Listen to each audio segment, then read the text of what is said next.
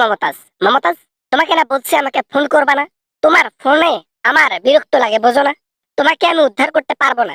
তুমি তোমার মতো থাকো, আমাকে ডিস্টার্ব করো না। ওই হাসিনা, আমাদের চাইতে খারাপ অবস্থা তোর হবে একদিন, অভিশাপ দিলাম। জেলের মধ্যে এখন আমরা আছি তো, আমরা সেটা বুঝতেছি রিমান্ডের জ্বালা কত বড় জ্বালা। তুই একদিন টের পাবি, দেখিস।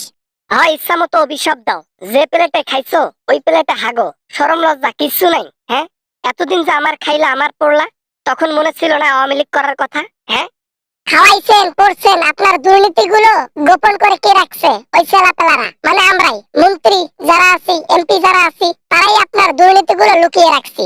আর আমাদেরকে রেখে চলে গেলেন। এই এই এই এই এই মমতাজ, এই এই রেখে আসবো না তো কি করবো? হ্যাঁ, আমার প্লেনের মধ্যে 2 জন 3 জন নিয়ে আসছি অলরেডি। তোমাদেরকে আমরা নেব নাঙ্গের আশায় গাঙ্গে ঝাঁপ দেবো? হ্যাঁ, যদি ধরা খাইতাম। একটা প্লেনে শুধু 2 বোন চলে গেছেন, আরো 10 জন বসা যাইতো ওই প্লেনটার মধ্যে। আপনি কি করছেন?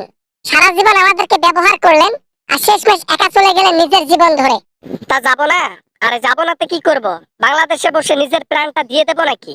আমি প্রাণ দেওয়ার মধ্যে নাই, বুঝছো বাবা? তুমি আর কোনোদিন আমাকে ফোন টোন দিও না তো মমতাজ। তোমার ফোনে আমি বিরক্ত। তুই তো বিরক্ত হবি রে হাসিনা, এখন তো তুই তোর মতো আছিস। যখন ব্যবহার করতি তখন মনে ছিল না, না? একদিন তুই বুঝবি, আমাদের চাইতে করুণ অবস্থা তোর হবে রে হাসিনা। কথা বলা শেষ হইলে ফোনটা রাখ। তোর কথা আমার আর ভাল লাগে না, বিরক্ত লাগতেছে। এরকম বাঁচাও বাঁচাও, আমাকে বাঁচাও বাঁচাও, এই কথাটা শুনতে শুনতে মাথা আমার হ্যাং হয়ে গেছে। ফোন রাখ তুই। অবশ্যই অবশ্যই, ফোন তো আমি রেখে দেব।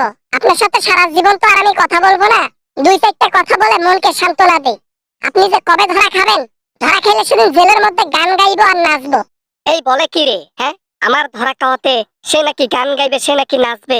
মাথা তো নষ্ট করে দিল দেখি। যেদিন আপনি ধরা খাইবেন সেদিন জেলের মধ্যে নাচতে হবে, ফুটতে হবে, ফ্রিতে সবাইকে গান গাওয়াই দেব। ফাইটা যায়, বুকটা ফাইটা যায়। আরো রিমেক ভার্সন বহু বাইর করবো। হ্যাঁ রে মমতাজ, অযোগ্য শিল্পী। তোকে রাস্তা থেকে তুলে এনে মন্ত্রিত্ব দিয়েছিলাম, আর সেই মন্ত্রিত্ব কাজে লাগাইয়া হাজার হাজার কোটি টাকা কামাইছস। এখন আমার পিছনের মধ্যে তুই নোগাস।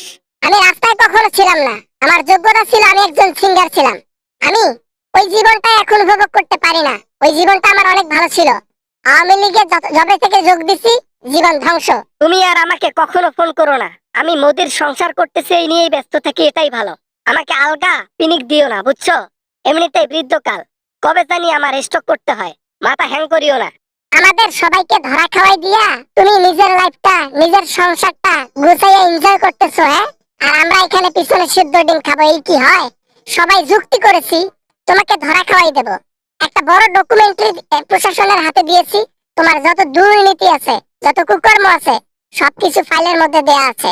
আমরা সব সত্য প্রকাশ করেছি। বাবা না, মানে এত বড় অঝরা বাসটা আমার পেছনে দিলা মমতাজ? হ্যাঁ, 2 দিনের মাইয়া হইয়া তুই আমার পেছনে লাগছিস? হ্যাঁ, তোকে দেখে নেব। ফোন এখন রাখ, ক্ষমতা গেলে দেখে নেব।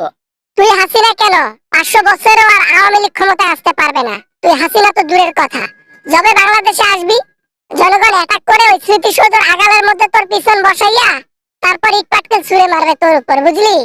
মানুষকে মেরে ভাগছিস না, একদিন তোকে আমাদের চাইতে খারাপ পর্যায়ে দেখবে জনগণ। সেই দিন হবে আসল খেলা। তুই কাঁদবি আর আমরা জেলে বসে হাসবো আর গাইবো। হ্যালো বন্ধুরা, আশা করি ভিডিওটা অনেক ভালো লেগেছে অ্যান্ড অনেক এনজয় করেছেন। যদি ভিডিওটা ভালো লাগে তাহলে প্লিজ একটা লাইক করবেন আর কমেন্ট করতে ভুলবেন না। এরকম আমেজিং ভিডিও নিয়ে আবার আপনাদের সঙ্গে দেখা হবে ইনশাল্লাহ। তো ততক্ষণ পর্যন্ত সবাই অপেক্ষা করেন। সবাই ভালো থাকবেন, সুস্থ থাকবেন। খুদা হাফেজ।